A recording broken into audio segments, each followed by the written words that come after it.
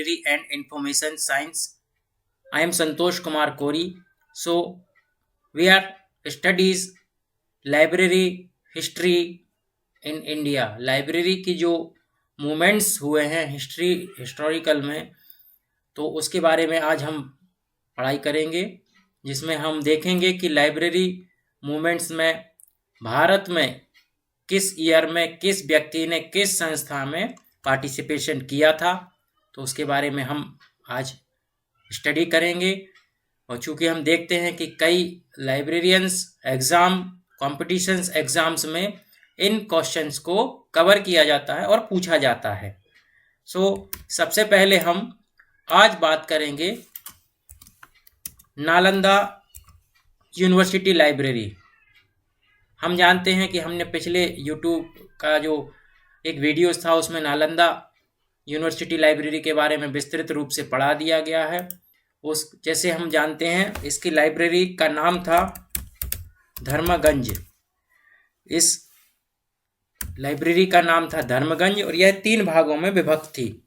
रत्नसागर, रत्नरंजिका और रत्नदधी, ये 3 जो नाम थे जो नालंदा यूनिवर्सिटी की लाइब्रेरी में 3 भागों में यह लाइब्रेरी व्यवस्थित थी। तो ये क्वेश्चन कई बार पूछा भी गया है। 3 भागों के नाम भी पूछे गए हैं, ऑप्शंस में दिए हैं, एक गलत नाम भी दिया गया है। हम नेक्स्ट बात करते हैं कलकत्ता पब्लिक लाइब्रेरी, जिसकी स्थापना 1836 में हुई थी। 1836 में कलकत्ता पब्लिक लाइब्रेरी की स्थापना की गई थी। नेक्स्ट है 1867। 1867 में जो तत्कालीन गवर्नमेंट ऑफ इंडिया थी, उन्होंने press and registration book act को लागू किया था। अब इस एक्ट का क्या मतलब था कि जो भी बुक्स पब्लिश होंगी वो इस एक्ट के अंतर्गत होंगी, जिसमें किताबों का जो डिस्ट्रीब्यूशन था वो किन किन लाइब्रेरी में दिया जाएगा और जो भी पब्लिकेशन होते थे उनको किन संस्थाओं में रजिस्ट्रेशन कराना था, तो इसके बारे में विस्तृत press and registration book act में दिया गया था, जो कि 1867 में गवर्नमेंट ऑफ इंडिया जो तत्कालीन ब्रिटिश शासन था उन्होंने इसको पारित करके एक्ट के रूप में पारित किया था। अब हम बात करेंगे 1891 जिसमें एम्पेरिकल लाइब्रेरी इन कलकत्ता, जो कलकत्ता की लाइब्रेरी थी उसको एम्पेरिकल लाइब्रेरी के रूप में लॉर्ड कर्जन के द्वारा बनाया गया था। और उसके बाद हम देखते हैं 1914 में सबसे पहला देश का लाइब्रेरी एसोसिएशन बनाया गया था। जो क्वेश्चन पूछा जाता है भारत में सबसे पहला लाइब्रेरी एसोसिएशन कौन सा था, तो आंध्र देशा लाइब्रेरी एसोसिएशन बिफोर इंडिपेंडेंस। जब भारत स्वतंत्र हुआ था उससे पहले 1914 में आंध्र देशा लाइब्रेरी एसोसिएशन यहाँ पे ये बन गया था, जो कि फर्स्ट लाइब्रेरी एसोसिएशन माना जाता है बिफोर इंडिपेंडेंस। उसके बाद हम देखते हैं 1925 में बंगाल लाइब्रेरी एसोसिएशन की भी स्थापना की गई थी। बंगाल के जो लाइब्रेरीज थी, प्रोफेशनल्स थे, उन लोगों ने सबने मिलके इसको बनाया था। अब हम बात करें 1928 की। 1928 में मद्रास लाइब्रेरी एसोसिएशन की स्थापना हुई थी। ये भी कई बार क्वेश्चंस में पूछा गया है। और नेक्स्ट 1929 जिसमें हम देखते हैं कि पंजाब लाइब्रेरी एसोसिएशन की स्थापना की गई थी। उसके बाद आगे बढ़ेंगे तो 1938 1938 में आसाम लाइब्रेरी एसोसिएशन की स्थापना की गई थी, जो संधु आसाम पुथी बरांगल संघ, इसको जो असमीज लैंग्वेज है उसमें बोला जाता है। 1938 में आसाम लाइब्रेरी एसोसिएशन की स्थापना की गई थी। अब हम और आगे बढ़ते हैं तो 1954 जिसमें 1954 में डिलीवरी ऑफ बुक एक्ट बनाया गया था, जो 1954 में कई बार क्वेश्चन पूछा गया है, जिसका अमेंडमेंट हुआ था 1956 में, जिसके अंतर्गत लाइब्रेरीज जो रजिस्ट्रेशन एक्ट के तहत जो लाइब्रेरीज थी उसको डिलीवरी बुक एक्ट ने उसको रिपील करके डिलीवरी ऑफ बुक एक्ट बनाया गया था, जिसके अंतर्गत 3 लाइब्रेरीज को यहाँ पे स्थापित किया गया था। 3 लाइब्रेरीज को स्थापित किया गया था। पहला था हमारा नेशनल लाइब्रेरी ऑफ कलकत्ता। इस एक्ट का ये खासियत थी कि जो भारत की जो 3 लाइब्रेरीज थी, तो इनमें जो भी बुक भारत में पब्लिश होती थी उनकी कॉपियां भेजना जरूरी था।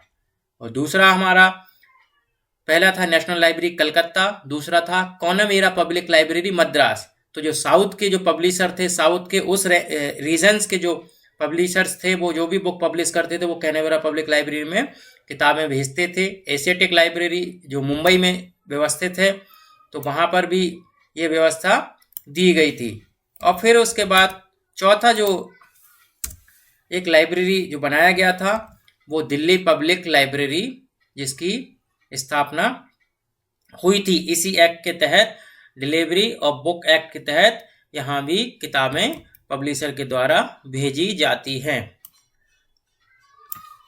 अब हम बात करते हैं 1964। 1964 में working group on public libraries, जो 1964 में एक ग्रुप बना था पब्लिक लाइब्रेरीज के विकास से रिलेटेड, कि क्या क्या हम पब्लिक लाइब्रेरी में डेवलपमेंट्स कर सकते हैं, कैसे उनमें हम परिवर्तन कर सकते हैं। तो इसके लिए एक ग्रुप जो बना था, जिसको working group in public libraries, जो 1964 में, जिसके चेयरमैन थे VKRV राव, जो एक कमीशन थी। तो इस कमीशन के तहत working group on public libraries 1964 में हुआ था। क्वेश्चन पूछा जाता है 1964 में working group of public libraries के तहत एक ग्रुप बना था, जिसके चेयरमैन, यह कमीशन बना था जिसके चेयरमैन VKRV राव थे। और इन्होंने अपनी रिपोर्ट सबमिट की थी 1965 में। 1965 में इन्होंने अपनी रिपोर्ट सबमिट की, जिसके तहत मॉडल पब्लिक लाइब्रेरी एक्ट बनाया गया। मॉडल पब्लिक लाइब्रेरी एक्ट की नींव रखी गई थी। इस रिपोर्ट के माध्यम से उन्होंने खोज की कि मॉडल पब्लिक लाइब्रेरी एक्ट की स्थापना की जानी जरूरी है। अब हम देखते हैं कि मई 1972, जिसमें RRRLF राजा राम मोहन राय लाइब्रेरी फाउंडेशन की स्थापना की गई थी। ये कई बार क्वेश्चन पूछा भी जाता है, RRRLF का फुल फॉर्म और इसकी स्थापना किस ईयर में हुई थी। नेक्स्ट हम बात करें 1982, जिसमें दिल्ली पब्लिक लाइब्रेरी की स्थापना हुई थी। और यह जो Delhi public library copyright library के रूप में 1982 में स्थापित हुई थी, जिसमें पहले 3 लाइब्रेरी थी जिसमें किताबें भेजी जाती थी delivery of book delivery act के माध्यम से। अब चौथी लाइब्रेरी भी दिल्ली पब्लिक लाइब्रेरी या कॉपीराइट लाइब्रेरी के रूप में जानी जाती है। तो ऐसे कुल मिला के भारत में 4 पब्लिक लाइब्रेरी हैं, जिसमें जो हमारा बुक डिलीवरी एक्ट है उसके माध्यम से जो भी भारत में किताबें पब्लिश होती हैं उसकी कॉपी इन 4 लाइब्रेरीज में भेजी जाती है। नेक्स्ट 1985, 1985। 1985 में committee on national policy on library and information system की स्थापना हुई थी। जो कमेटी बनी थी, जिसको कौन पॉलिस बोला जाता है, ये क्वेश्चन भी कई बार पूछा गया है। 1985 में कौन पॉलिस का फुल फॉर्म पूछा गया है, ईयर पूछा गया है। अब हम नेक्स्ट बात करें 1986, जिसमें नेशनल लिटरेसी मिशन की स्थापना हुई थी। 1986 में एक और जो सोपान हुआ था, जिसमें नेशनल बुक पॉलिसी घोषित की गई थी, जिसके तहत जो भी 10% एनुअल एजुकेशन बजट होता था, जो एनुअल एजुकेशन बजट होता था उसका 10% परचेज बुक्स फॉर लाइब्रेरी, जिसमें लाइब्रेरीज के लिए किताबें खरीदने के लिए उस एजुकेशन बजट का 10% रिजर्व रखा जाता था। तो ये नेशनल बुक पॉलिसी 1986 में लागू की गई थी।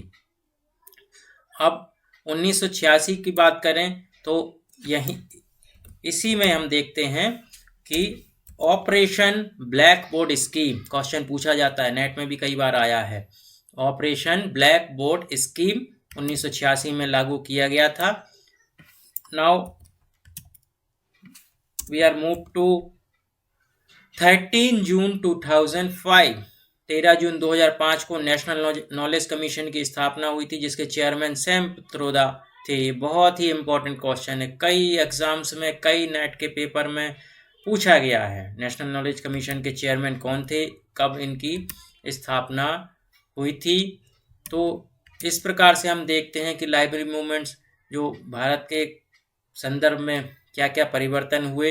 तो इनके जो क्वेश्चंस, जो वेरी इंपॉर्टेंट क्वेश्चंस होते हैं, उनके बारे में हमने आज यहाँ पे आपको बताया, और इनको आप नोट करें, याद करें, क्योंकि ये हर बार कहीं ना कहीं किसी न किसी एग्ज़ाम में पूछे जाते हैं।